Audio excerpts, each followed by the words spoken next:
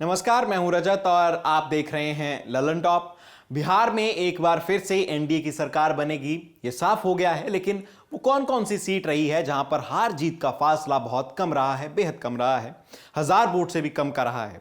चलिए बताते हैं उन सीटों के बारे में और वहां जो जीत का अंतर रहा है उसके बारे में भी आपको जानकारी देते हैं।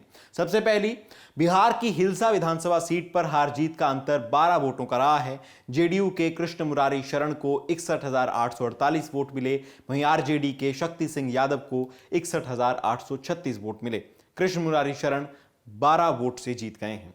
बरबीघा सीट पर हार जीत का अंतर 113 वोट का रहा है। जेडीयू के सुदर्शन कुमार को 39,878 वोट मिले, वहीं कांग्रेस के गजानंद शाही के हिस्से में 39,765 वोट आए और जदयू को यहां से 113 वोट से जीत मिल गई। अब बात करते हैं रामगढ़ सीट की, जहां हार जीत का अंतर 189 वोट का रहा।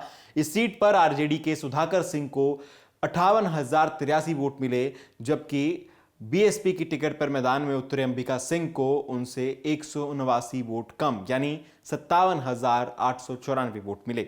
मटियानी सीट की बात करते हैं, यहां के नतीजे भी दिलचस्प रहे। यहां बोगो सिंह महज 333 वोट से हार गए। जेडीयू की टिकट पर मैदान में उतरे बोगो सिंह को 61,031 वोट मिले, लेकिन लोक जनशक्ति पार्टी के राजकुमार सिंह को 61,364 वोट मिले। इस तरह नरेंद्र कुमार सिंह उर्फ बोगो सिंह का खेल बिगड़ गया, वो ये चुनाव हार गए। भोरे सीट की बात करें तो यहां पर भी हार जीत का अंतर केवल 462 वोट का रहा। इस सीट पर विजेता रहे जेडीयू के सुनील कुमार, उन्हें मिले वोट 74,067। नंबर 2 पर रहे सीपीआई के जितेंद्र पासवान को मिले 73,605 वोट और इस तरीके से जितेंद्र पासवान अपनी सीट हार गए जेडीयू के सुनील कुमार के सामने 462 वोट के अंतर से। इसके बाद अब बात करते हैं देहरी विधानसभा सीट की। देहरी में भी मुकाबला कड़ा रहा। यहां पर हार जीत का अंतर 464 वोट का था। आरजेडी के फतेह बहादुर को यहां से 64,567 वोट मिले, जबकि नंबर 2 पर रहे भाजपा के उम्मीदवार सत्यनारायण सिंह के हिस्से में उनसे 464 वोट कम यानी 64,103 वोट आए।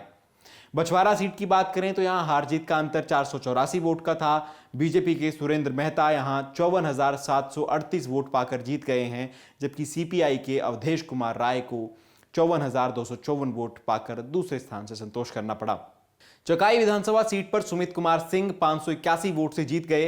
निर्दलीय उम्मीदवार सुमित सिंह को 45,548 वोट मिले थे, जबकि नंबर 2 पर आरजेडी के उम्मीदवार सावित्री देवी रहीं, उन्हें 44,967 वोट मिले हैं।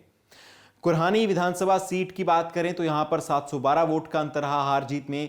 आरजेडी के अनिल कुमार सहनी 78,549 वोट पाकर विजयी रहे, वहीं दूसरे नंबर पर आए हैं भाजपा के केदार प्रसाद गुप्ता, उन्हें 77,837 वोट मिले।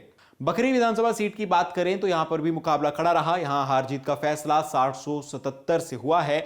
यहां सीपीआई के सूर्यकांत पासवान ने जीत दर्ज की और हराया है उन्होंने बीजेपी के रामशंकर पासवान को। परबत्ता सीट की बात करें तो यहां हार जीत का अंतर 1,000 से कम का रहा। यहां 951 वोटों से जेडीयू के संजीव कुमार ने आरजेडी के दिगंबर प्रसाद तिवारी को हरा दिया और इस तरह से जीत दर्ज की उन्होंने।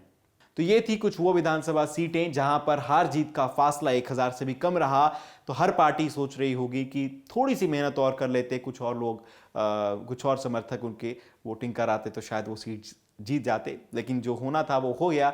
नतीजा आप सबके सामने है और अभी भाजपा की और जदयू की जो एक गठबंधन था एनडीए, उनकी सरकार बनने वाली है। जो भी अपडेट होगी इस बारे में ललन टॉप आप तक पहुंचाता रहेगा। आप बने रहिए हमारे साथ।